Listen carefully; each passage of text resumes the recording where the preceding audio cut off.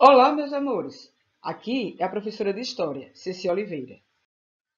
Hoje vamos falar do Estado moderno, absolutismo e mercantilismo. O fortalecimento do poder dos reis. Na Europa, a partir do século XI, ocorreu um crescimento do comércio e das cidades e a formação de um novo grupo social, a burguesia, composta basicamente por mercadores e artesãos.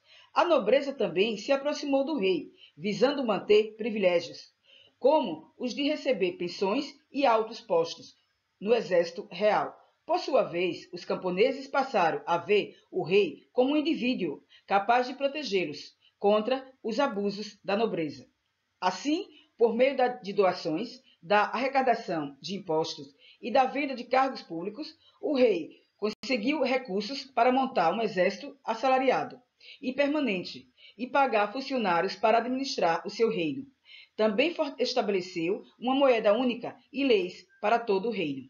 Dessa forma, o fortalecimento gradual do poder dos reis entre os séculos XI e XV é conhecido como processo de formação do Estado moderno.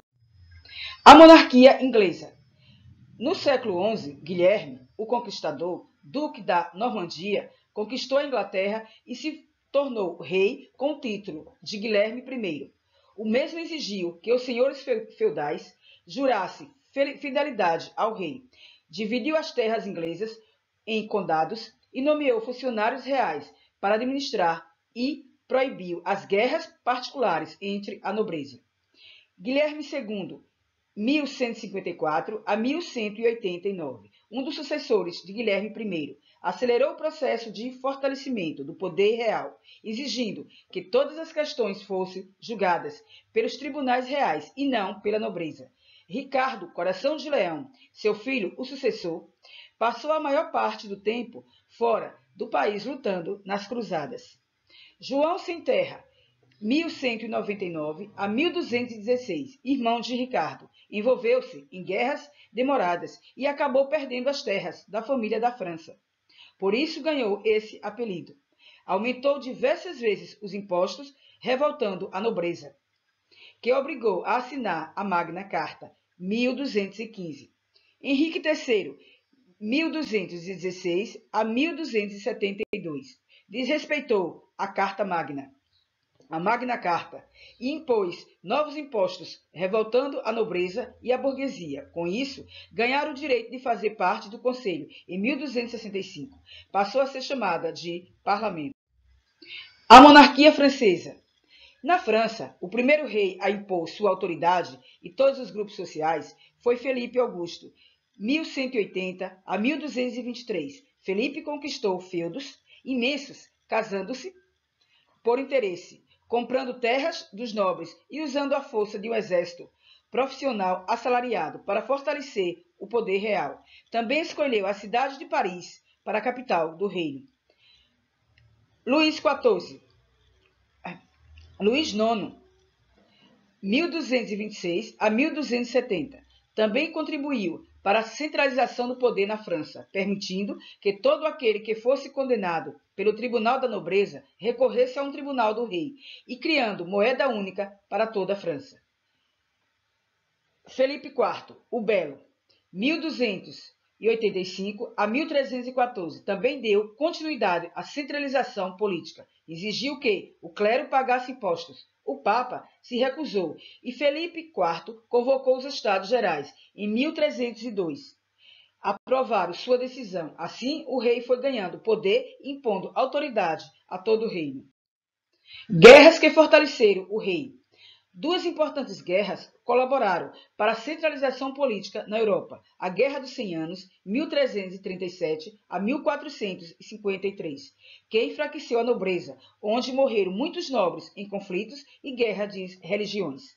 Essas guerras entre católicos e huguenotes, ocorridas na segunda metade do século XVI, opuseram duas grandes famílias da nobreza e dos Guises, católica, e dos Bourbon, protestantes, e resultou em episódios sangrentos. Na França, as guerras entre católicos e protestantes ganharam ao fim no reinado de Felipe IV, de Henrique IV, em 1589.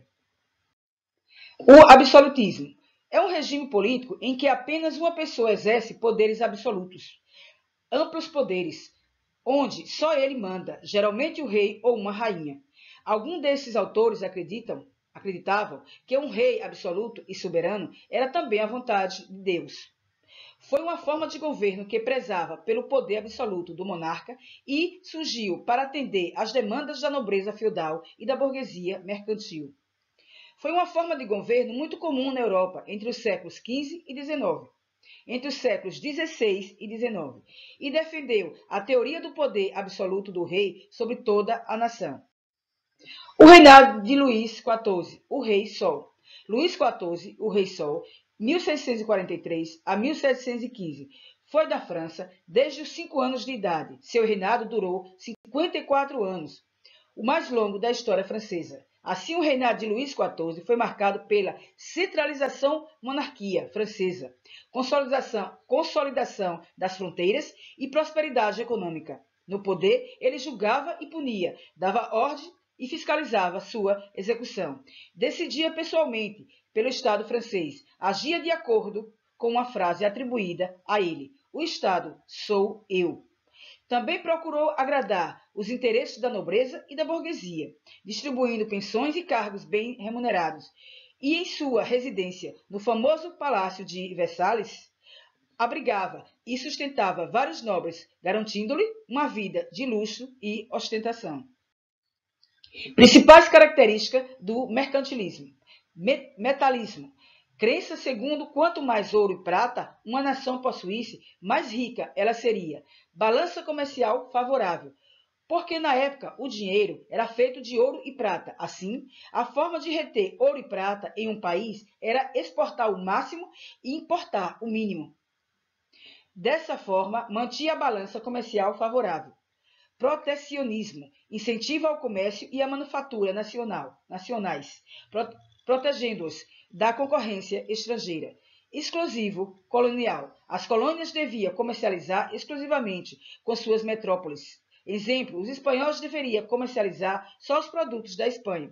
Mas na prática não era assim que acontecia. Muitos comercializavam com diferentes países e continentes.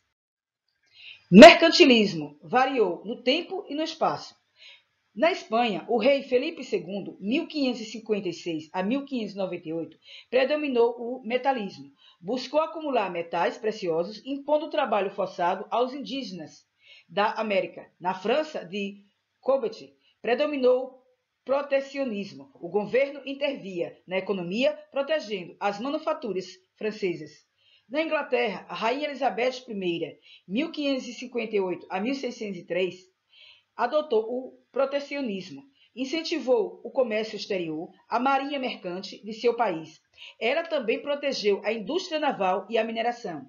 Essas medidas dos reis absolutistas fortaleceram estados nacionais, promoveram o crescimento de um grupo social que lucrava com o comércio, a burguesia mercantil, com esse acúmulo de capitais, por meio da circulação de mercadorias, permitiu que a Revolução Industrial viesse a acontecer. A formação das monarquias ibéricas. A monarquia portuguesa, quanto a espanhola, se formaram durante as lutas dos cristãos que expulsa os árabes muçulmanos da Península Ibérica. Essas lutas são chamadas de reconquistas, pois o objetivo dos cristãos era reconquistar as terras perdidas para os árabes. Com a invenção dos árabes muçulmanos, a liderança cristã se retirou para o norte da Península Ibérica, onde fundou os reinos de Leão, Castela, Navarra e Aragão. A partir do século IX, animada pelo espírito das cruzadas e pelas desavenças entre os próprios muçulmanos, a liderança cristã iniciou as lutas da Reconquista. A formação de Portugal no século XI, com o nobre Henrique de Borgonha, ganhou o rei de Leão e Castela uma faixa de terra, o Condado Portugalense, onde seu filho Afonso Henrique continuou a combater os árabes e liderou a luta para conquistar a independência do condado. Já na formação da Espanha, a luta dos cristãos contra os árabes muçulmanos era liderada pelos reis de Aragão e Castela.